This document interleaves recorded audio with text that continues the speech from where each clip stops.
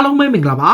UK Match ရဲ့ Facebook နဲ့ YouTube Channel ကနေကြိုဆိုပါတယ်ဒီကနေ့တင်ဆက်ပေးမယ့်နောက်ဆုံးရအားကစားသတင်းတွေကိုကြည့်ရမယ်ဆိုရင်တော့ဥရောပဘောလုံးဖွဲ့ချုပ် UEFA က Euro 2020 ပြိုင်ပွဲကိုတော့လာမယ့်2021ခုနှစ်မှာဥရောပတိုက်ကနိုင်ငံကြီးတွေမျိုးကြီးတွေမှာကျင်းပဖို့စီစဉ်ထားတာပါဒီ Euro ပွဲကိုဇွန်လ17ရက်နေ့ကနေဇူလိုင်17ရက်နေ့အထိဥရောပထိပ်သီး8နိုင်ငံမှာမျိုးကြီး8မြို့မှာကျင်းပဖို့စီစဉ်ထားတဲ့အချိန်လက်ရှိ COVID ဖြစ်နေပေမဲ့လည်းပရိသတ်တွေပါဝင်ဖို့ကိုသူတို့ဆုံးဖြတ်ထားပြီးဖြစ်တယ်လို့ဆိုပါတယ် UEFA ရဲ့ဥက္ကဋ္ဌဖြစ်သူကိုယ်တိုင်ကဂျာမန်မီဒီယာတစ်ခုနဲ့ဆုံတွေ့ရမှာယူရိုပြိုင်ပွဲမှာပရိသတ်တွေကိုပထမဆုံးအနေနဲ့မပါဝင်ဖို့ပြီးတော့ပါဝင်မယ်ဆိုရင်30ရာခိုင်နှုန်းရဲ့50ရာခိုင်နှုန်းနဲ့80ရာခိုင်နှုန်းထိပါဝင်ဖို့ဆိုတဲ့ကန့်သတ်ချက်တွေနဲ့သူတို့စဉ်းစားနေတယ်တကယ်လို့ကိုဗစ်ဒါဒီတဲ့အခြေအနေဆိုးလာခဲ့ပြီးတော့လုံးဝချော်ရွဲသွားတဲ့အခြေအနေမရှိဘူးဆိုရင်တော့ဒီလိုပုံစံစဉ်းစားသွားမယ်လို့ပြောထားပါတယ်အင်္ဂလန်ပရီးမီယာလိဘက်မှာဘောလုံးပြည်သက်တွေပေါအောင်ဖို့ကြိုးပမ်းနေတဲ့အချိန်ဗြိတိန်နိုင်ငံရဲ့ဆိုရကဘာပြောလဲဆိုတော့လက်ရှိပြီးခဲ့တဲ့ဘက်က FA နဲ့ EFL နဲ့ဒီ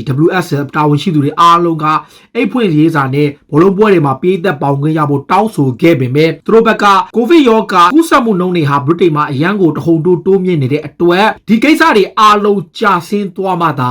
ာအားကစားပြိုင်ပွဲတွေမှာပေးသက်တွေကိုဝင်ခွင့်ပေးမယ်လို့ဆိုထားပါတယ်အဲ့ဒီအတွက်ကြောင့်ဘောလုံးပွဲတွေမှာပေးသက်တွေပါဝင်ခွင့်ကိုကျွန်တော်တို့ထပ်ပြီးစောင့်ရဖို့ရှိပါတယ်တစ်ချိန်တည်းမှာပဲအခုအင်္ဂလန်ပရီးမီယာလိမှာအရန်ဟော့နေတဲ့ Project Big Picture ဆိုတဲ့ plan ကို Manchester United နဲ့ Liverpool ကစခဲ့တဲ့အချိန်ခုလောလောဆယ်မှာ Premier League ကလပ်တွေက emergency ပေါ်အရေးပေါ်အစည်းအဝေးကိုလာမဲ့ဗိုလ်တို့နေ့မှာစပြီးတော့လုပ်မယ်ဒီကိစ္စကိုတကယ်ဖြစ်နိုင်လားမဖြစ်နိုင်လားအသင်း20ကနေ18စင်ရော့သွားမယ် EFL ကလပ်တွေကိုပတ်စံထောက်ပံ့ပေးမယ် League ဖလားပြိုင်ပွဲနဲ့ Community တိုင်းပွဲတွေကိုမထဲတော်ဘူးဆိုတဲ့အကြောင်းအရာတွေကိုသူတို့စပြီးဆွေးနွေးမှာပါဒီညမှာ Aston Villa အသင်းရဲ့တာဝန်ရှိသူတွေ Leeds United အသင်းတာဝန်ရှိသူတွေနဲ့ကလပ်အသင်းတချို့ကတော့ဒီကိစ္စဟာလုံးဝမဖြစ်နိုင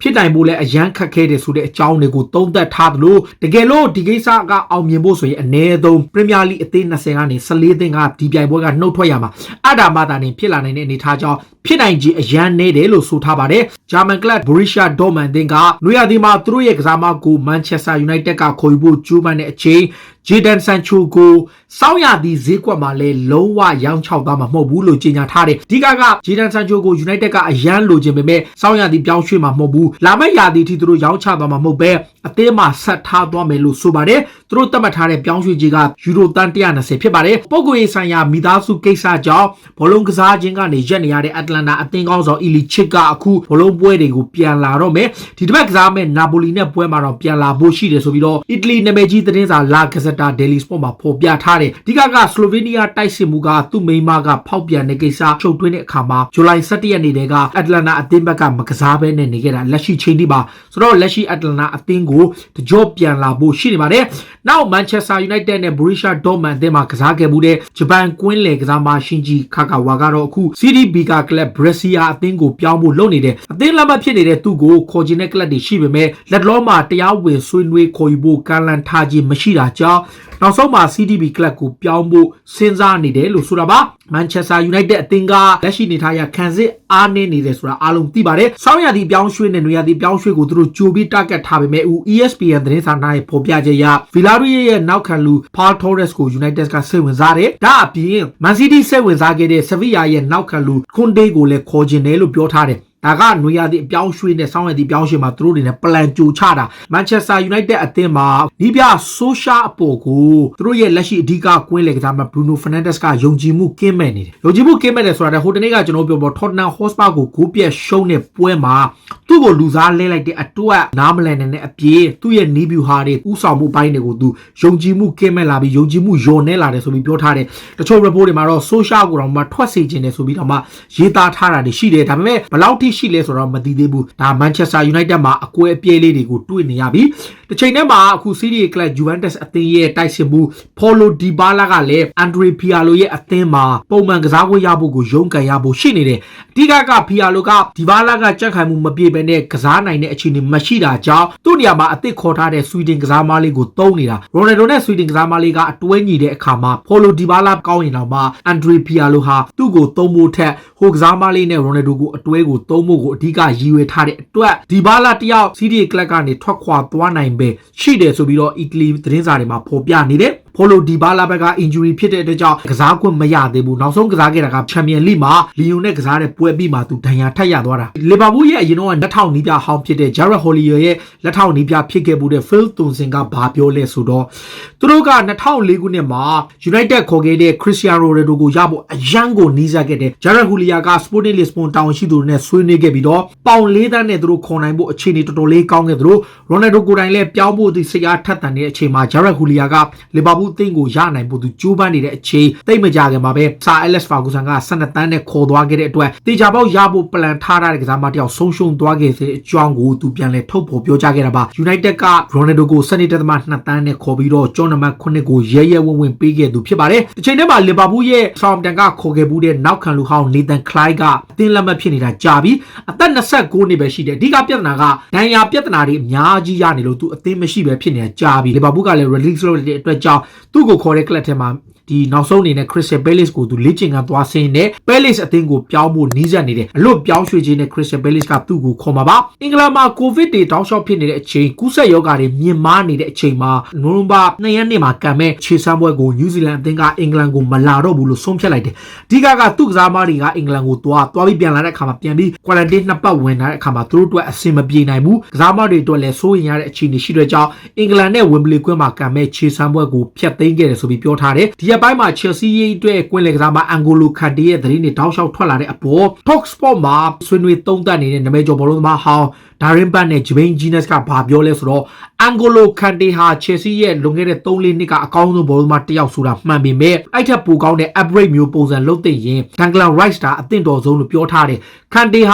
ဒီ position မှာအကောင်းဆုံးကစားနိုင်တယ် Declan Rice ကအခုလိုအပ်ရင် center back ရောကွင်းလယ်မှာရောကောင်းကောင်းထိန်းချောင်းနိုင်တဲ့ energy ပိုရှိတဲ့အတွက်ကြောင့်ခန်တီကို upgrade လုပ်ရင် Declan Rice ကအသင့်တော်ဆုံးလို့ပြောထားသလို Chelsea အနေနဲ့သူ့ကိုသတင်းတွေထွက်နေတဲ့အတိုင်းရောင်းချပြီးတော့မှ Declan Rice နဲ့အစားထိုးတင်တယ်ဆိုပြီးတော့ Darren Bank ကဒီ Talk Sport နဲ့ပြောထားတယ်ဗျ Zuma ကအခုလက်ရှိအသင်းပေါ် Thiago Silva ရဲ့ organize ဖြစ်နိုင်မှု leadership ကိုသူချီးကျူးပြီးတော့သူတို့လေ့ကျင့်ခွင့်စားတဲ့အခါမှာရောပွဲတက်မှာပါ Thiago Silva ရဲ့ပွဲကိုကောင်းကောင်းဖတ်နိုင်မှုနဲ့သူတို့အသင်းကိုဘလို့ control လုပ်နေတယ်ဘလို့ဥဆောင်မှုပေးနေဆိုပြီးတော့ Zuma ကချီးကျူးထားတာရှိပါတယ် Zuma နဲ့ Thiago Silva က Lampard ရဲ့ first choice center back တွေဖြစ်ဖို့များနေပါတယ်တခါ Arsenal အသင်းရဲ့နီးပြ Mikel Arteta ကတော့ကလပ်အသင်းမှာ Ozil ကိုမသုံးတာကအသင်းအတွက်ပတ်စံ save ပေးနေတယ်ဆိုပြီးတော့ Athletic report ခုမှာဖော်ပြထားတယ်ဒီက Ozil ကပြီးခဲ့တဲ့ September လအထိကိုတပွဲမှမကစားရပေမဲ့လည်းတစ္ဆာစောင်းကြည့်ခြင်း8တန်းရထားတယ်လောက်ခလာစာကလည်းသူနောက်ဆုံး9လတိတိမကန်ရပေမဲ့သူ17တန်းရထားတယ် Arsenal နဲ့သူ့ကိုဇက်တိုက်သုံးနေမယ်ပွဲထွက်ခွင့်ပေးနေမယ်ဆိုရင်သူကပွဲကစားခွင့်အပိုစုကြီးတွေပါထပ်ပေးရနိုင်တယ်ဆိုတဲ့အကြောင်းကြောင့်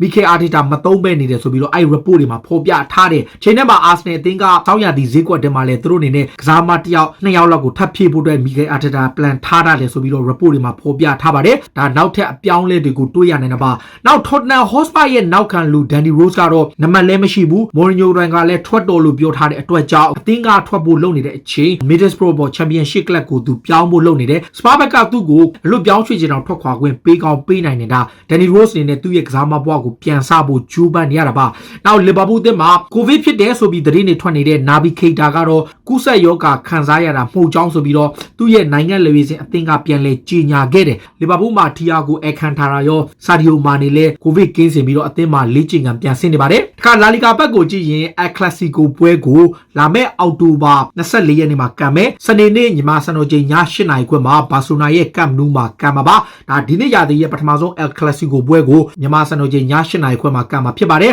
ဘိုင်မြူနစ်ရဲ့နောက်ခံလူ Jerome Boateng ကတော့သူ့ရဲ့မိန်းမဟောင်းဖြစ်သူကိုရိုက်နှက်ကျူးလွန်ခဲ့တဲ့ဖြစ်ရဲ့ကြောင့်ထောင်9နှစ်ထိကြာခံရနိုင်ပွဲရှိတယ်လို့ပြောထားတယ် Holiday သွားတော့ကကလေး2ယောက်သူတို့ကရထားတယ်ဗျအဲ့မျိုးသမီးဖြစ်သူကိုကိုဒီလေးယောက်ကျူးလွန်ခဲ့တဲ့အပေါ်တရားစွဲဆိုထားတာကိုသူရှင်းနေရတဲ့အခါ32နှစ်ရွယ်ရှိတဲ့ဘိုင်မြူနစ်နောက်ခံလူကကန်ဆိုးရင်ထောင်9နှစ်ထိကြာသွားနိုင်တယ်လို့ပြောထားပါတယ်ဒါအပြင် Manchester City ကလည်းအခုလောလောဆယ်မှာတိုက်စစ်မှုရှားပါနေတဲ့အချိန်နွေရာသီဈေးကွက်မှာတော့စာဂျီယိုအဂွဲရိုနေရာမှာအစားထိုးနိုင်မဲ့သူကိုရှာနိုင်မှာမဟုတ်သေးဘူးလက်လောနေထားရတိုက်စစ်မှုတယောက်ကိုလိုချင်ပေမဲ့ဂွာဒီယိုလာကိုတက်တန်း တိုးနိုင်မှသာသူတို့အနေနဲ့ဂျန်တဲ့ကိစ္စတွေကိုဆက်လုပ်နိုင်မယ်လို့သူတို့ပြောထားတယ်နျူကာဆယ်အသင်းရဲ့တောင်ပန်ကစားမတစ်ယောက်ဖြစ်တဲ့ Premier League ကလပ်တွေတော်တော်များများလိုချင်နေတဲ့စိန်မက်ဆီမန်ပေါ့ဒီကစားမကတကယ့်ကိုမြန်တဲ့ speed အရမ်းမြန်တဲ့ကစားမကိုကလပ်အသင်းကသူ့ကို6နှစ်တက်တန်းတိုးဖို့လုပ်နေတယ်ပြီးခဲ့တဲ့ရာသီကမှရောက်လာတဲ့သူ့ကိုတကယ်ခြေစွမ်းပြတဲ့သူ့ရဲ့ခြေစွမ်းနောက် Manchester United Liverpool နဲ့အသင်းတော်တော်များများသတင်းတွေထွက်နေတဲ့အချိန်မှာနျူကာဆယ်ကစိုးရင်ပြီးတော့သူတို့ကစားမကို6နှစ်တက်တန်းတိုးစာချုပ်ချုပ်ပါတယ်